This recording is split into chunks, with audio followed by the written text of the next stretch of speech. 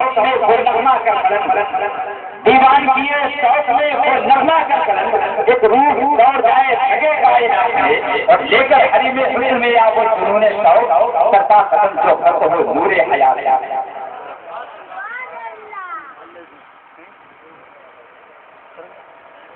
Stage پر بیٹھے علماء کرام اور سامعین السلام، السلام علیکم ورحمۃ اللہ تعالی وبرکاتہ۔ الحمد لله رب العالمين والعاقبة للمتقين والصلاة والسلام على سيد الأنبياء والمرسلين وعلى آله وأصحابه وأزواجه وأمهاته وأهل بيته وشهداء أمته وأولياء طريقته وعلماء ملته وأهل سنته وحزبه ورزقه أجمعين، أما بعد فأعوذ بالله من الشيطان الرجيم، بسم الله الرحمن الرحيم، قل إن كنتم تحبون الله فاتبعوني يحببكم الله، آمنت بالله صدق الله العظيم وبلغنا رسوله النبي الأمين المتين المبين المتين الرؤوف الرحيم الكريم، ونحن على ذلك لمن الشاهدين والشاكرين والحمد لله رب العالمين۔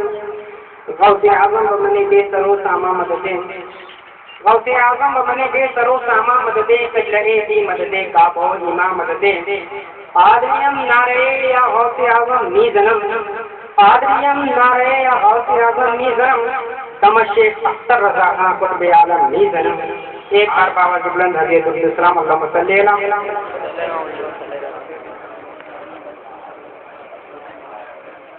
عزیزان گرامی اور رفیقان ملت اسلامیہ، تقاریر آپ نے کافی سماعت فرمائی ہیں۔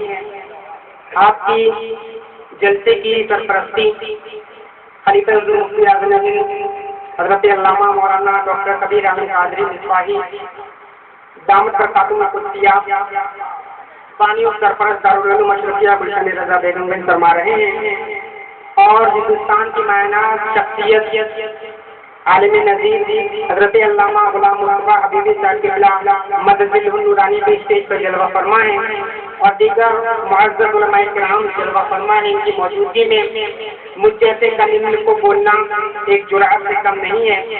جو کچھ بھی حضور محدث کبیر و حضور تاج الشریعہ دامت برکاتہم کا فیض و برکات میں نے سمیٹا ہے، آپ کے سماعتوں سے پہلے تک پہنچانے کی کوشش کروں گا۔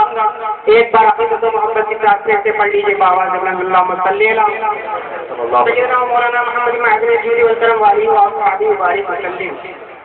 محبوب خدا سید و سرور کے برابر، محبوب خدا سید و سرور کے برابر، ارے لاؤ تو کوئی میرے پیمبر کے برابر، لاؤ تو کوئی میرے پیمبر کے برابر، لاکھوں ہیں زمانے میں سکندر کے برابر، لاکھوں ہیں زمانے میں سکندر کے برابر، پر کوئی نہیں آقا تیرے نوکر کے برابر، پر کوئی نہیں آقا تیرے نوکر کے برابر۔ اور نادان انہیں اپنا سا کہتے ہیں نیازی، نادان انہیں اپنا سا کہتے ہیں نیازی، ارے ذرہ نہیں ہوتا کبھی گوہر کے برابر، ذرہ نہیں ہوتا کبھی گوہر کے برابر۔ عزیزان گرامی اور رفیقان ملت اسلامیہ، اللہ تبارک و تعالی نے ہمیں کائنات میں جو سب سے بڑی نعمت عطا فرمائی ہے وہ یہ ہے میری آقا سرور کونین صلی اللہ تبارک و تعالی علیہ وسلم۔ ان سے جس کو سچی محبت ہو گئی اس کی دنیا بھی سور جاتی ہے، آخرت بھی سور جاتی ہے۔ اعلیٰ حضرت عظیم البرکت فرمائے سمے رسالت مجدد دین و ملت آیت من آیت اللہ معجزات من معجزات رسول اللہ صلی اللہ تعالی علیہ وسلم۔ حضرت امام احمد رضا فرماتے ہیں یا رسول اللہ تیرے قدموں میں جو ہے غیر کا منہ کیا دیکھیں، تیرے قدموں میں جو ہے غیر کا منہ کیا دیکھیں، کون نظروں میں چکے دیکھ کے تلوا دینا۔ آئیے اس اشعار کی تائید و ترجمانی کرتے ہیں۔ حضور اعلیٰ حضرت اس اشعار کو اس موقع پر ارشاد فرماتے ہیں، بخاری شریف کی حدیث پاک ہے، حضرت عبداللہ ابن زید انصاری صحابی رسول ہیں، وہ باوقار صحابی رسول ہیں، میرے آقا صلی اللہ تعالی علیہ وسلم سے دور کہیں مدینہ منورہ سے دور رہا کرتے تھے۔ جب حضور کا عشق ان کو بیدار کرتا تو مدینہ کی سرزمین پر آتے اور میرے آقا صلی اللہ علیہ وسلم کا رکن زیارت کی زیارت کرتے، ان کی معراج وہیں پر ہو جایا کرتی تھی۔ لیکن ایک مرتبہ کیا ہوا، اپنے حضور کی زیارت نہیں ہوئے, حضور کی خدمت میں آگے نہیں ہوئے. دل تڑپ اٹھا, آنکھیں بیدار ہو گئی, آنکھوں سے اشک نبوت بہنے لگے اور حضور سرور کونین صلی اللہ تعالی علیہ وسلم کے خدمت بابرکت میں حاضر ہوئے.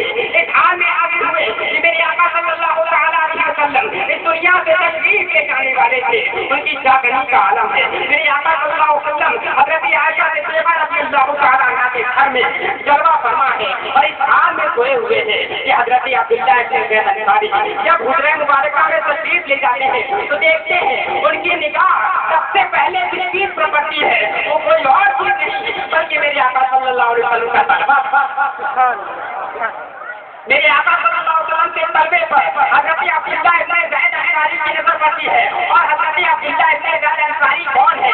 یہ مستجاب الدعوات ہے جو ایک بار دعا کر لے اللہ ان کی دعا کو قبول فرماتا ہے. حضرت عبداللہ بن زید انصاری حضور سرور کونین صلی اللہ علیہ وسلم کو تکلیف نہیں دینا چاہتے تھے, اس لیے میرے آقا صلی اللہ علیہ وسلم کے طلبے کو دیکھا. طلبے کو دیکھنے کے بعد الٹے قدم واپس چلے آئے اور حجرے سے باہر لے گئے. کچھ دنوں کے بعد یہ خبر ان کو ملی کہ رحمت دو عالم صلی اللہ تعالی علیہ وسلم اس دنیا سے تشریف لے جا چکے ہیں. ان کا دل تڑپ ہوتا ہے کھیتی کے لیے, پاوڑا ہاتھ میں لے کر کھیت میں موجود ہے, ہاتھ اٹھا کر دعا کرتے ہیں اے رب کائنات عبداللہ بن زید انصاری اگر اپنی آنکھوں کو ٹھنڈک دیتا تھا تو حضور سرور کونین کو دیکھ کر دیا کرتا تھا اور حضور کو دیکھ کر دیا تھا. حضور کو اس دنیا سے تشریف لے جانے کے بعد یہ آگے کے کام کی ہے اللہ عبداللہ بن زید کو اچھا کر دے.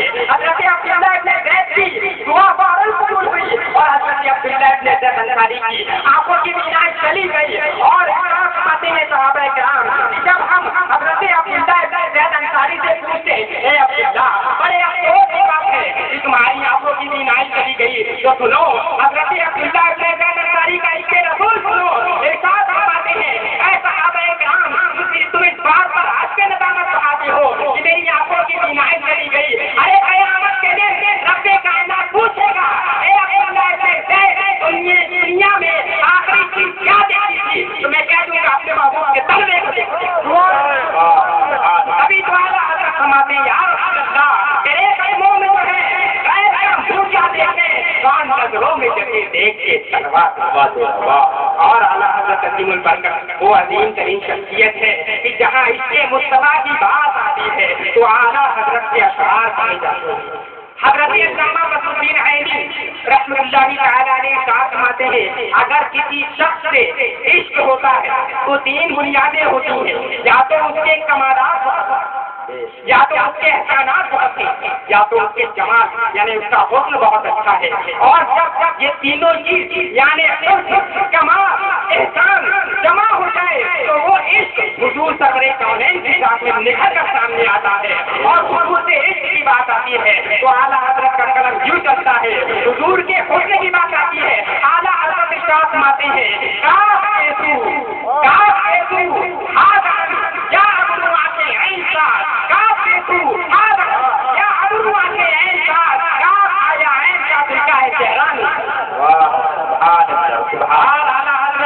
جب حضور صلی اللہ تعالیٰ علیہ وسلم کے کمال کی بات کرتے ہیں تو اعلیٰ حضرت کا قلم یوں چلتا ہے وہ کمال حسن حضور ہے یہ گمان نقش جہاں نہیں, وہ کمال حسن حضور ہے یہ گمان نقش جہاں نہیں, یہی پھول خار کے دور ہے یہی شمع ہے کہ دھواں نہیں. اور عزیزان گرامی اور حضور سرور کائنات کے احسانات کی بات آتی ہے تو اعلیٰ حضرت عظیم البرکت علیہ رحمۃ و رضوان ارشاد فرماتے ہیں کہ حضور کا احسان تو یہ ہے کہ وہ جو نہ تھے تو کچھ نہ تھا, وہ جو نہ ہو تو کچھ نہ ہو.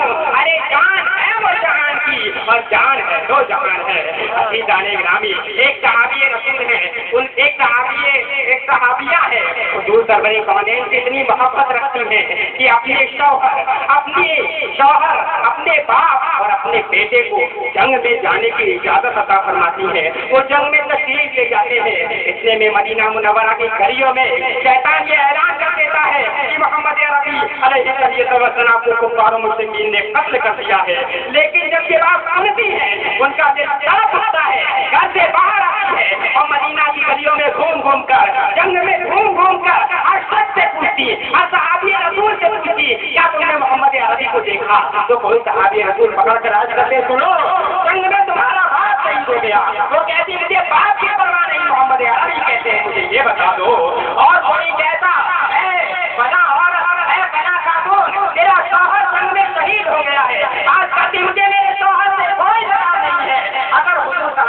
ان کی پیشین گوئی کرو.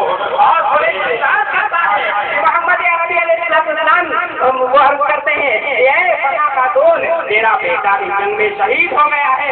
وہ عرض کرتے ہیں مجھے کوئی پرواہ نہیں ہے, مجھے میرے آقا صلی اللہ علیہ وسلم کے پاس پہنچا دو. اتنے میں ایک صحابی رسول عرض کرتے ہیں نو خوش ہو جاؤ, محمد عربی علیہ السلام کے جسم اطہر پر ایک روز بھی نہیں آتی ہے, ان کا دل تڑپ اٹھتا ہے, بے ساتھ کا پکار اٹھتی ہے.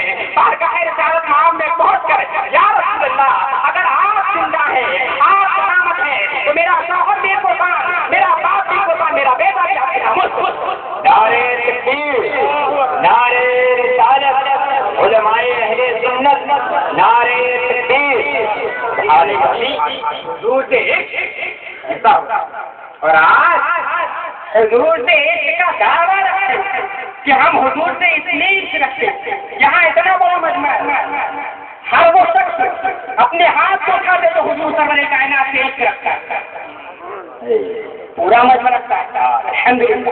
داڑھی کتنے لوگوں کے پاس,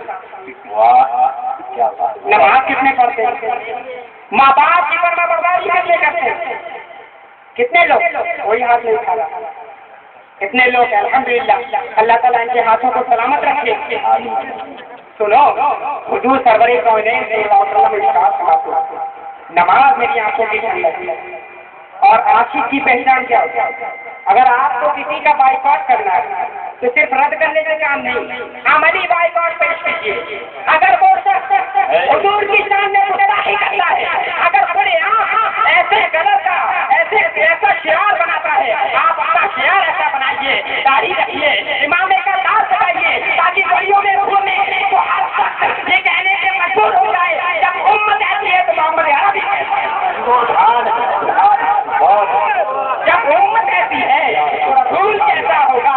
عزیزان گرامی ایسے کا ثبوت دیجیے صرف یہ کہنے سے یا رسول اللہ ان پہ مر مٹنے کا جذبہ کل بھی تھا اور آج بھی ہے. نماز کی بات آتی ہے تو سنیوں میں سب سے بڑی نماز کی کوتاہی ہے. ہماری مسجدیں 2 یا 3 صفوں میں مکمل ہو جاتی ہے اور غیروں کی مسجدیں فل نظر آتی ہیں, جبکہ ہمیں اس بات کو ہمارے درمیان یہ بات واضح ہے کہ ان کی نماز اور روزہ کسی قبول کا نہیں. عشق مصطفیٰ خدا کو عطا کرے. آشا غلط خبر یہ بے بسر کی ہے. علامہ اقبال نے کہا تھا اے محمد سے وفا سونے تو ہم تیرے ہیں, یہ جہاں چیز ہے کیا, ارے لوہو قلم تیرے ہیں, صرف اسی پہ ناز کرتے ہو. اگر حضور سے سچی محبت ہے تو اپنی مسجدیں کھول کر دو. بھوپال کی سرزمین پر غوث اعظم کا کرم ہوگا. جس دن مسجد کھول ہو گئی میں چیلنج کرتا ہوں پورا بھوپال پر جمع کرنا.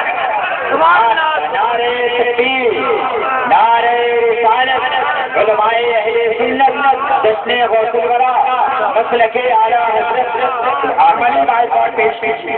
جب تک آپ عملی بائیکاٹ پیش نہ کریں گے کوئی بھی آپ کے اندر نہیں آئے. اہل سنت پر جماعت میں جو سب سے بڑی کمی ہے یہی ہے کہ ہم جہالت جہل کو زیادہ پسند کرتے ہیں. جبکہ میرے آقا صلی اللہ علیہ وسلم ارشاد فرماتے ہیں ایک طالب علم یا ایک عالم دین فقط ایک شہر گزر جائے تو رب کائنات اس شہر میں جتنے قبرستان میں مردے موجود ہیں سب کی مغفرت. ایسا عملی بائیکاٹ پیش کیجیے کہ جب عاشق مصطفیٰ اس بھوپال سے گزر جائے لوگ کیا پوچھے حضرت مجاہد ملت رضی اللہ تعالیٰ عنہ کو عظیم شخصیت ہے. اڑیسہ کی سرزمین پہ مسجد اعظم جو موجود ہے اس کو بچانے والے سکھوں سے حضور مجاہد ملت تھے. کیا تھے, ایک عاشق رسول تھے. اتنا بڑا مجمع ان کے ساتھ نہیں ہوا کرتا تھا, اتنے سارے لوگ نہیں. جب اس کے مصطفیٰ کا انہوں نے جامع پہنا تو لوگ آتے گئے, کارواں بنتا گیا. جب تک ٹکے نہ تھے کوئی پوچھنا نہ تھا تو نے ہمیں خرید کے انمول کر دیا. اور آج اس مبارک محفل میں ہم بیٹھے ہوئے ہیں. میرے آقا ارشاد فرماتے ہیں ان ذکر الصالحین تنزل الرحمہ, جہاں اللہ کے نیک بندوں کا ذکر ہوتا ہے وہاں رحمتوں کی برسات حاصل ہوتی ہے. آپ کے عہد و پیمان کر لیجیے انشاءاللہ اگر ہم عاشق مصطفیٰ ہیں تو اس کے مصطفیٰ کی پہچان جو کہ حضور کی آنکھوں کی ٹھنڈک ہے اور رب العین صلاح ہے